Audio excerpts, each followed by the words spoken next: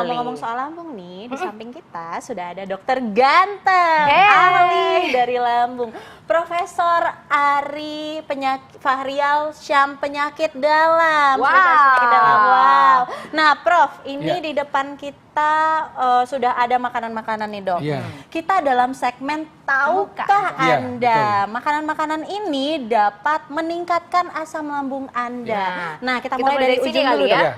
Jadi tapi begini, sebelum mulai saya mau sampaikan dulu kalau lambung kita sehat tidak ada masalah makan ini. Itu dia penting dulu. Itu yang paling penting ya. Tapi kalau berlebih-lebihan bisa jadi masalah. Nah, itu dia. Tapi emang betul ya, segala sesuatu yang berlebihan itu tidak baik ya, Dok ya. Nah, kita akan mulai dari sini dulu nih kayaknya. Jadi gini, kalau pasien-pasien saya ini datang berobat karena sakit mah, makanya saya bilang selalu kita mesti menghindarin asam-asam dan pedas-pedas. Pedas-pedas. Asam. Nah, kita juga mesti tahu nih kira-kira apa sih makanan yang merangsang produksi asam lambung kita. Ini kopi. Nah, waduh, kopi ini kedapatan saya ini, Dok. Kayaknya ini saya nggak bisa. Jadi kalau kebetulan lagi ada beberapa pasien-pasien yang memang sensitif sekali ketika dia minum kopi apalagi terlalu pekat itu asam lambungnya jadi naik. Kambuh itu mahnya bisa jadi kambuh. Dok, kalau saya minum kopi jantung saya yang betul, takikardi bisa karena kafeinnya. Coba yang dekaf yang nggak pakai kafein mungkin nggak jantung nggak berdebar-debar. Baik. Tapi tergantung minumnya masih apa itu. Itu jantung berdebar ya. Ini dokternya spesialis luar dalam nih kayaknya, Dok. Hebat. Oke. Selanjutnya, Ya tadi kita udah ketemu asam. Nah, asin ya. Asin itu juga bisa meningkatkan asam lambung. Asin ya. Jadi makan-makan gitu ya, betul. Dok. Sekali lagi kalau kita sehat silakan nggak apa-apa nggak masalah, ya kan. Tapi kalau kita lagi kebetulan ada masalah, yang asin-asin itu bisa meningkatkan asam lambung kita. Gitu. Selanjutnya selain ya kan, kopi, asam-asam, asin, pedas-pedas. Nah, pedas itu sekali lagi kalau kita sehat nggak ada masalah makan yang pedas. Kalau kebetulan kita sedang bermasalah, tentu pedas ini akan merangsang ya, merasa tambah perih rasanya perih seperti ya, itu. panas Ya, gitu ya, panas Dok, ya, kan apalagi nih kalau misalnya pakai cabai rawit segala macam. Nah, ini juga bisa berpengaruh. Jadi selalu saya bilang asam-asam ya kan, pedas-pedas, ya asam tentu termasuk juga jeruk yang terlalu asam juga menjadi masalah. Jeruk minuman juga termasuk Kalau ya, Dok kita sekali lagi kalau kita sehat nggak ada masalah, ya kan, kita sehat silakan minum, abisin juga nggak apa-apa. Oke, ya kan.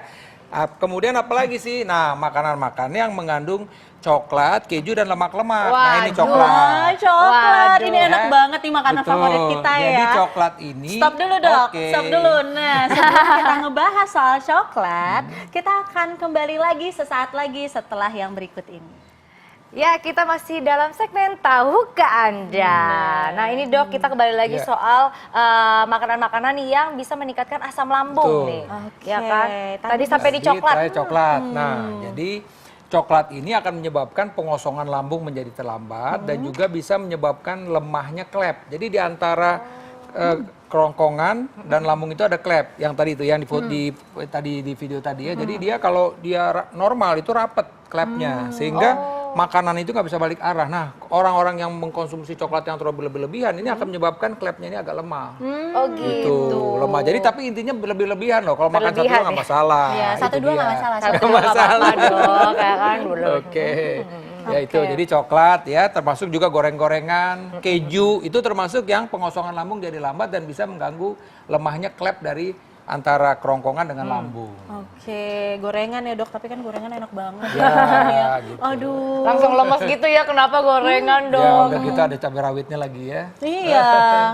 Kenapa nih, Dok, kok bisa gorengan? Enggak, jadi kan sekarang tadi gorengan kan termasuk berminyak-minyak juga. Betul. Ya, minyak-minyak tadi termasuk yang lemak, termasuk yang menyebabkan pengosongan lambung itu jadi lambat. Jadi kalau pengosongan lambung ini jadi lambat kan kontak antara si makanan dengan lambung itu jadi lama. Gitu kan ya. Nah, kemudian juga tadi itu salah satu juga bisa mengganggu tadi klepnya tadi itu. Jadi kalau dia memang terlalu berlebih-lebihan, klep juga menjadi lemah gitu. Jadi dia masih muter-muter di sini aja. Belum turun ke bawah gitu. Kan mestinya kan makanan itu dalam keadaan normal 6 jam itu udah kosong secara normal. Ya makanya kalau orang berpuasa sahur jam 4 misalnya jam 10 udah mulai keroncongan tuh biasanya. Karena udah mulai kosong lambungnya gitu loh. Jadi itu Kira-kira begitu. Nah, kalau dia makan berlemak dia bisa bertahan lama memang. Bisa sampai 8 jam, bisa tergantung dari jenis lemaknya sendiri. Oke. Nah, ini ada nih Dok yang paling digemari sama anak milenial. Nah, Oke. Burger. Ya. Nah, kenapa nih Jadi Dok? kalau Ini- sebenarnya sih kalau burgernya sih nggak ada masalah. Ini kan memang yang tidak boleh itu adalah roti tawar.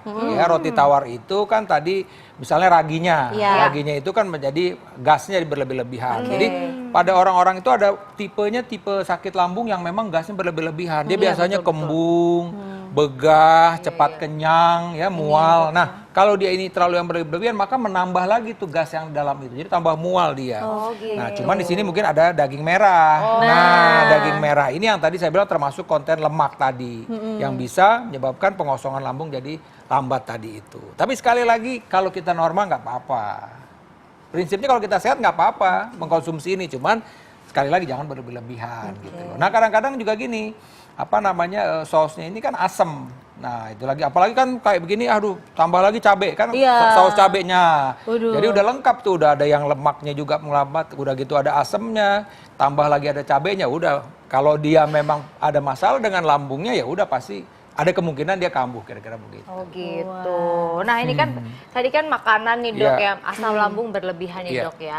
Dampaknya apa sih penyakitnya Dok dari si asam lambung ini sendiri Dok? Iya, Apakah jadi- bisa merembet kah kemana-mana Nah, kah, mungkin gitu, saya Dok? bilang pertama bisa bilang bahwa orang sakit lambung tidak menyebabkan kematian. Oke. Tidak menyebabkan kematian secara langsung. Karena ada yang nanya nih, Dok, itu ada tetangga saya pas Betul, katanya betul, asam Dok. lambung meninggal, nggak ada Nah, hubungannya. fakta atau mitos tuh Dok, benar tuh Tidak Dok. ada Saya hubungannya. jujur karena Iya, tidak ada hubungannya. Karena kan ada yang bilang hati-hati loh Iya. kalau sakit mah nggak diobatin bisa meninggal. Nah, Jadi parno gitu. dong Ya, saya siapapun Dok. juga bisa meninggal ya kan.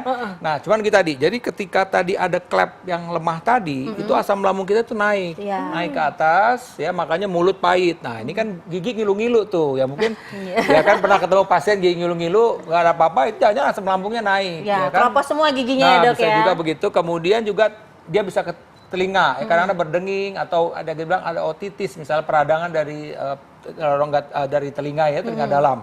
Kemudian juga suaranya serak, yang kita bilang laringitis, suara serak itu juga bisa. Dan juga bisa uapnya itu atau mungkin juga refluksnya itu bisa ke paru-paru. Dia batuk-batuk nggak baik-baik pasiennya begitu. Dan kalau nanti di dada ini dia rasa panas, darah seperti terbakar. Mulutnya pahit dan tercekik. Jadi memang biasanya pasien-pasien yang asam lambung naik seperti itu rasanya tidak nyaman sekali. Jadi cemas biasanya. Tapi biasanya begitu, aduh saya sakit apa sih? Nah, yang jadi masalah itu kadang-kadang kambuhnya itu lagi enak-enak tidur. Karena kan tidur itu kadang-kadang kita mungkin bantal lewat akhirnya jadi flat kan. Nah, Iya. pada flat ini kan dengan gaya gravitasi dia balik arah. Nah, itu pasien-pasien itu yang memang bermasalah benar itu yang kita bilang kualitas hidupnya jadi terganggu. Kenapa? Karena tiap malam tuh bisa bangun dia karena asam lambung balik arah itu. Jadi itu tadi tidak menyebabkan kematian secara langsung tapi mengganggu kualitas hidup orang yang menderita sakit penyakit asam lambung Wow, ini. nah Dok, Gitu. ini jadi kan semua ini boleh dimakan, boleh Iya. dikonsumsi jika kita sehat nih Betul. Dok.